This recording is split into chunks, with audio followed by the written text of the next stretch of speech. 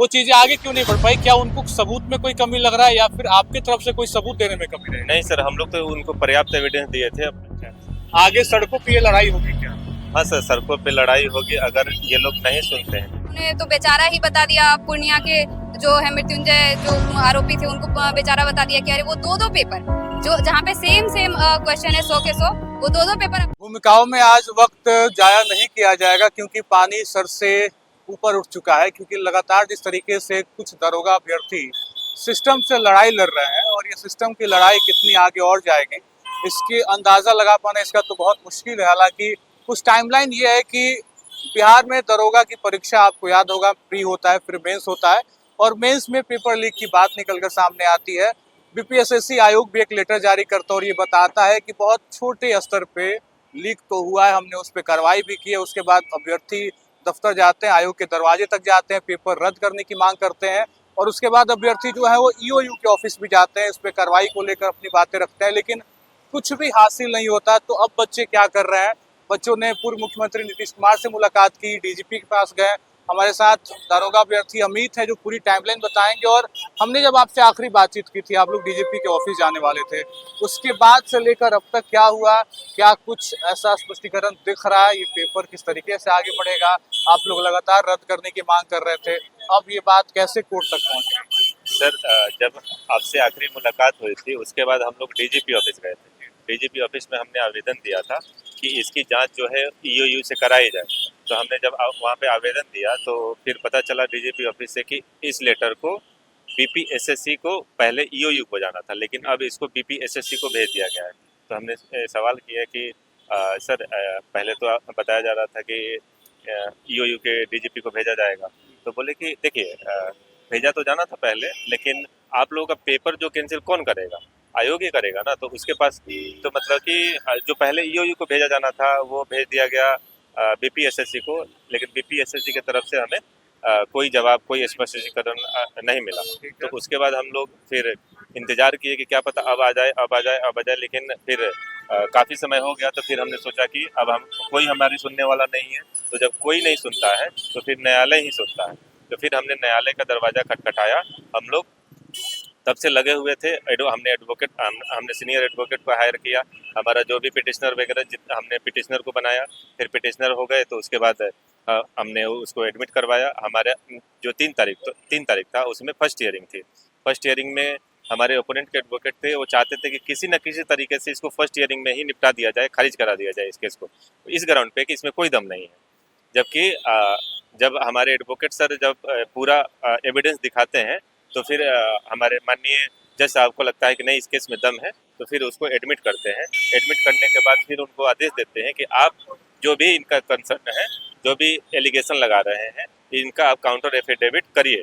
तो वो मांगते हैं 3 हफ्ते का समय। तो फिर हमारे एडवोकेट सर बोलते हैं कि 3 महीने में तो फिर तो आप तो फिजिकल करा लीजिएगा। तो फिर बोलते हैं कि अरे नहीं नहीं नहीं, 3 महीने में कैसे करा लेंगे, अभी तो बारिश हो रहा है, तो 10,000 बच्चे हैं, इतने लोग काम कैसे करा सकते हैं।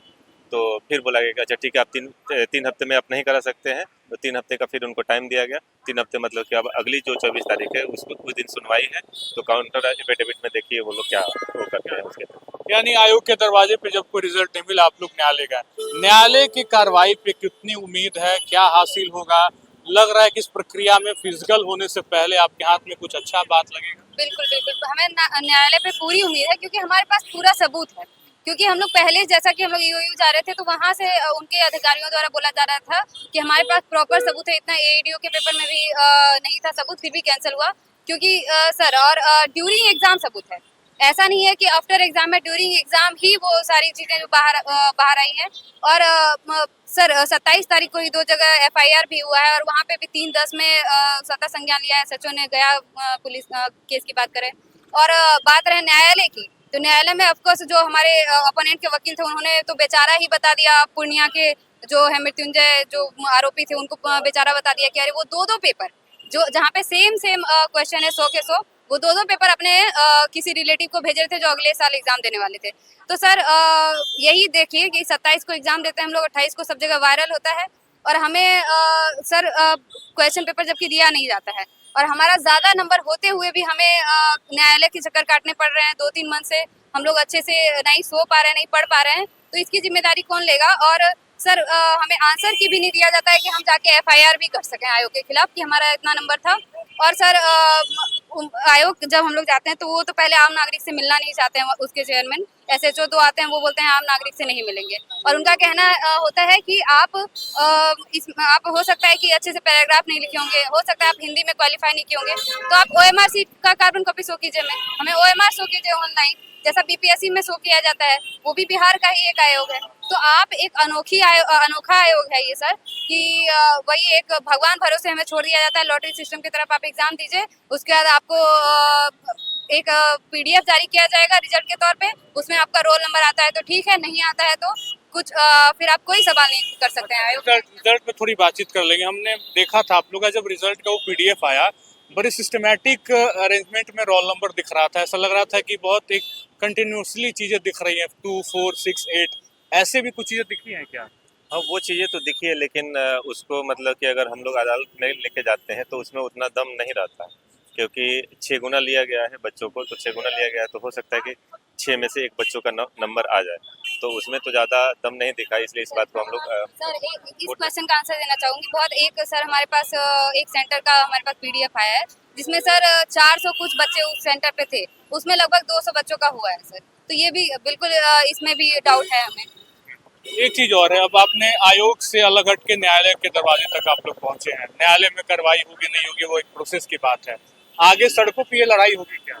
हाँ सर, सड़कों पे लड़ाई होगी अगर ये लोग नहीं सुनते हैं। जैसे हम लोग चारों तरफ से तो एक बिहार में मास प्रोटेस्ट की तैयारी चल रही है, जिसमें बीपीएससी, बीएसएससी, सीएसबीसी, दरोगा, मतलब जितने भी प्रतियोगी परीक्षाएं होती है, जितने भी आयोग है, जो कुछ आयोग सुस्त पड़ गया है, कुछ आयोग ऐसा है जो एग्जाम फेयर तरीके से नहीं लेता है, तो जो स्टूडेंट है वो पूरी तरीके से तंग आ चुके हैं। जो मिडिल क्लास और गरीब के बच्चे हैं वो पूरी तरीके से तंग आ चुके हैं।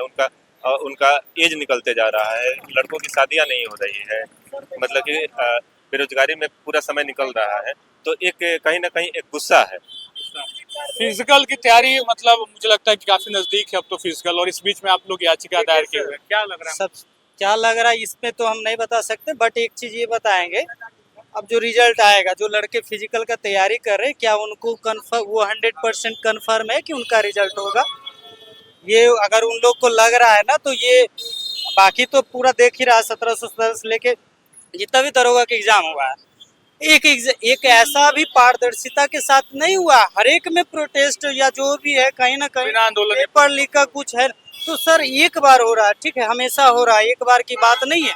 रही बात हम लोग तैयारी कर रहे हैं, नहीं हुआ, कितना क्वेश्चन से रह गए, नहीं हुआ, तो एक होता है ना, आप आंसर शीट दे दीजिए सबके लिए, आपके लिए भी ट्रांसपेरेंसी होनी चाहिए। हाँ, मेरा आपने मेंस क्वालिफाई कर लिया है, फिजिकल की तैयारी कर रहे हैं, और इन सब के बीच एक रीट दायर कर दी गई है, फिर कितना बर्डन है दिमाग में? बर्डन इतना दिमाग में है कि मतलब हम फिजिकल के लिए मतलब अंदर से हिम्मत नहीं जुटा पाते हैं कि फिजिकल का तैयारी करें, क्योंकि इतनी स्तर पे धांधली हो चुकी है कि अंदर से डर लगता है कि इतनी मेहनत करने के बाद, दिन रात दौड़ने के बाद अगर मेरिट नहीं हुआ, तो मेरिट ना होने की वजह से इधर जो दौड़ने के समय देंगे वो अगर पढ़ाई पे दिए रहते तो और कुछ में ये डर भी है क्या कि फिजिकल में भी धांधली हाँ। होगी? फिजिकल में ये तो हम नहीं कह सकते हैं, मतलब कि फिजिकल में धांधली होगी, और फिजिकल में ऐसे धांधली तो होती नहीं है। मेन होती है जो जीएस पेपर जो होता है उसी में धांधली होती है, नंबर का, क्या है कि मेरिट जो है जीएस पेपर से ही बनती है, हिंदी पेपर का भी नंबर पता चलता नहीं है। इतने नंबर के बाद कट ऑफ बढ़ सकता है। और अपना कितना आकलन रहा है? अगर मेरा नंबर कुछ सीमित है, ठीक है, मेरा 70 नंबर है, तो पता उससे एनालिसिस लगा लेंगे कि हाँ 4 से 6 नंबर बढ़ेगा फिजिकल के बाद मेरिट में, तो वो सब चीज पता रहेगा तब तो। सर हम ये बोलना चाहेंगे कि जब बीपीएससी परीक्षा लेती है तो वो अगर देखते हैं कि ये धांधली हुई है या गड़बड़ी हुई है तो वो जांच बैठाती है और तुरंत कैंसिल किया जाता है, जैसा अभी एईडीओ पेपर में देखा गया। लेकिन बीपीएसएससी में ऐसा नहीं हुआ। बीपीएसएससी में वो कई बार एग्जाम लिए हैं, हर एक बार क्वेश्चन आउट होता है, लेकिन ऐसा नहीं हुआ। इस बार तो और ज्यादा प्रूफ है हम लोग के पास। ठीक है, प्रूफ पे बात कर लेते हैं। अमित, एक आखिरी सवाल, आप लोगों ने जो पूरा सबूत का बंडल जो जमा किया था ईओयू में, वो चीजें आगे क्यों नहीं बढ़ पाई? क्या उनको सबूत में कोई कमी लग रहा है, या फिर आपकी तरफ से कोई सबूत देने में कमी रही? नहीं सर, हम लोग तो उनको पर्याप्त एविडेंस दिए थे। अब जब एविडेंस लेकर गए थे तो वहाँ के जो वरीय अधिकारी थे उन्होंने यही बात बताई थी कि एईडीओ का जो पेपर लीक हुआ था इससे कम ही एविडेंस था, फिर भी पेपर उसको कैंसिल कर दिया गया। लेकिन आपके पास बहुत ज़्यादा एविडेंस है, तो आप निश्चिंत रहिए कि हम लोग कार्रवाई करेंगे। लेकिन उसके बाद पता नहीं सर क्या होता है, क्योंकि ईओयू जो है सरकार की ही एजेंसी है, सरकार के अंदर ही आती है, तो सरकार की तरफ से पता नहीं सर कौन सा प्रेशर आता है कि ये लोग फिर आगे कार्रवाई करने के लिए आगे नहीं बढ़ते हैं। और इसके बारे में हमें जानकारी भी नहीं कि इन्होंने आगे बढ़ा भी है या फिर जांच पूरी कर ली है, पब्लिक नहीं कर रहे हैं, किसके दबाव में। कहीं ना कहीं सरकार ये नहीं चाहती है कि इसकी जांच हो, या फिर जांच हो गई हो तो मतलब कि पब्लिक हो। ठीक है, तो 24 तारीख का इंतजार अब रहेगा। हाँ सर, 24 तारीख को 24 का इंतजार दरोगा अभ्यर्थी कर रहे हैं, किस तरीके से आगे इस पूरे मामले को अब न्यायालयिक तौर पे देखा जाए तो न्यायालय क्या कुछ कहता है, अब इसका इंतजार रहेगा। लेकिन आपको याद होगा लगातार हम इस पूरे बहाली को कवर कर रहे थे और मेंस एग्जाम के अगले दिन से ये चर्चा तेज हो गई कि पेपर लीक हुआ है और रद्द करना चाहिए। हालांकि बीपीएसएससी ने इसको नकारा, ईओयू ने नकार दिया, लेकिन अब जो है अभ्यर्थी, बिहार दरोगा के अभ्यर्थी जो मेरे पीछे आप देख पा रहे हैं, ये लोग न्यायालय के दरवाजे पहुंचे। अगली सुनवाई 24 तारीख को है। जो कुछ भी अपडेट होगा हम आपको बताएंगे। फिलहाल इस वीडियो में इतना ही। बने रहे खबर अनफिल्टर्ड के साथ। बहुत बहुत शुक्रिया।